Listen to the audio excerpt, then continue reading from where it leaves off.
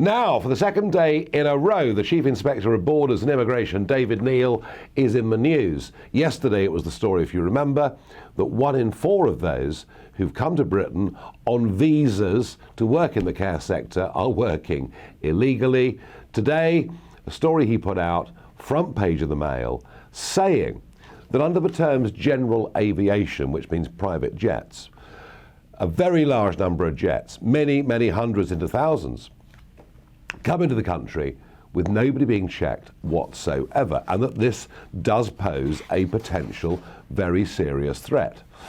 Neal said, "This is a scandal and incredibly dangerous for this country's border security, given that many of those flights that come in come from what are deemed to be high-risk countries."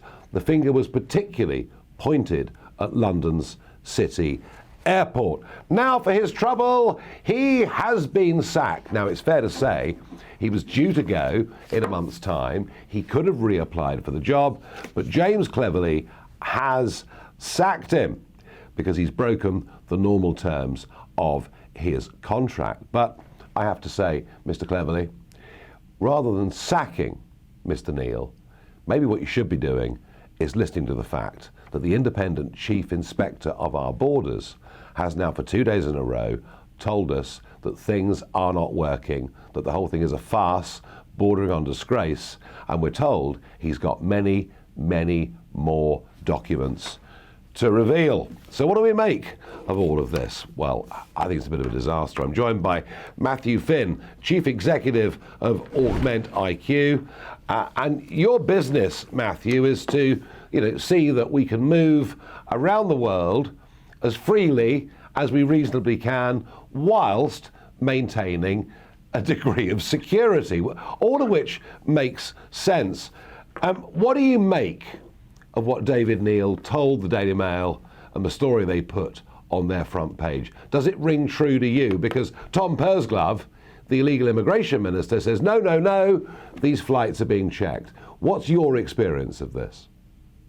Well, it does ring true, Nigel. And I think what's interesting in this story is the timing of it.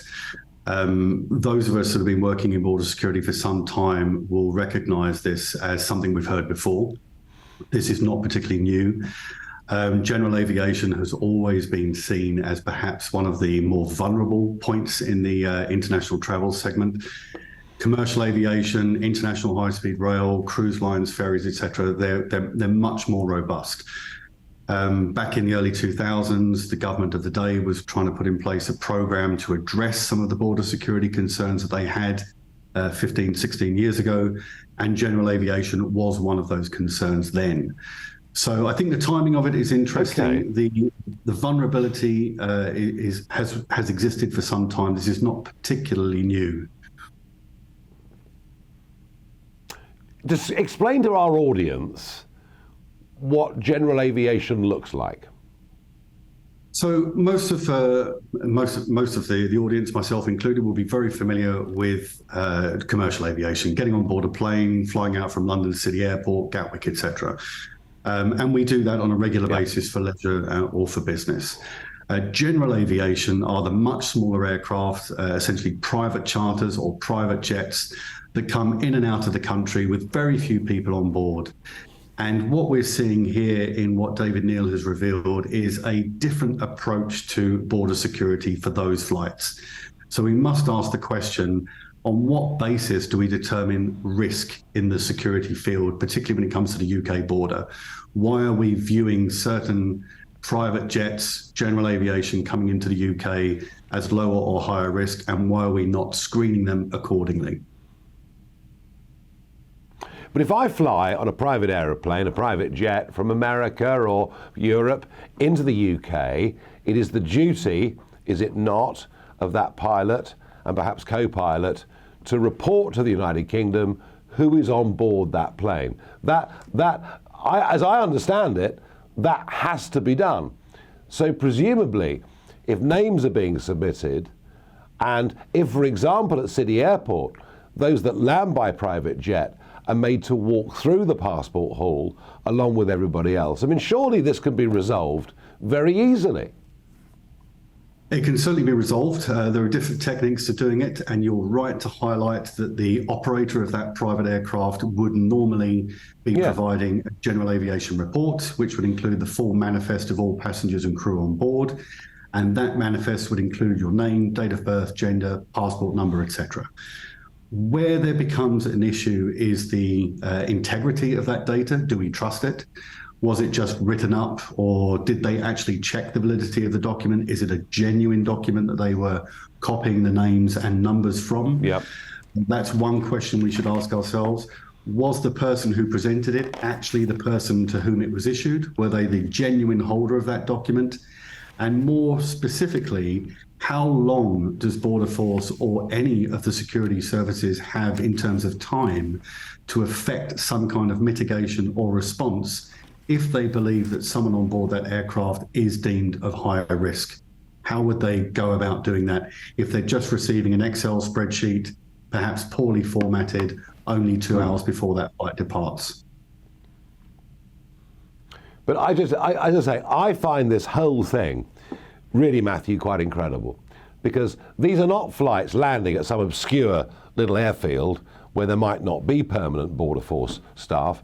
We're talking here about City Airport, which carries a huge number of passengers every single year. You know, they will have staffing, they will have Border Force staffing there. So surely, all you need to do is make the private jets walk through the same room. This can be resolved, and I want to know why it hasn't been. I think you're right to highlight that.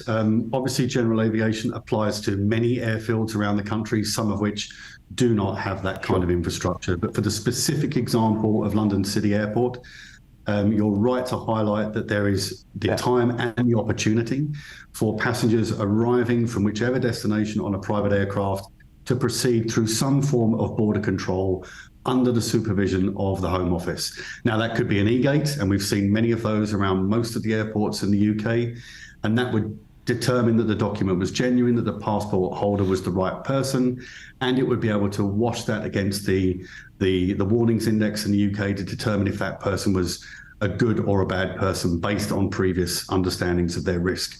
So it does beg the question, when we look at the specific example of London City Airport, why is the arrivals process different if you're arriving on a different type of aircraft?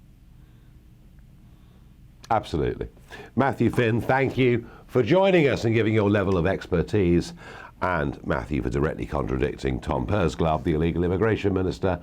And this just goes on and on, doesn't it? The government reassuring us all is well, nothing to worry about, and it is frankly a farce.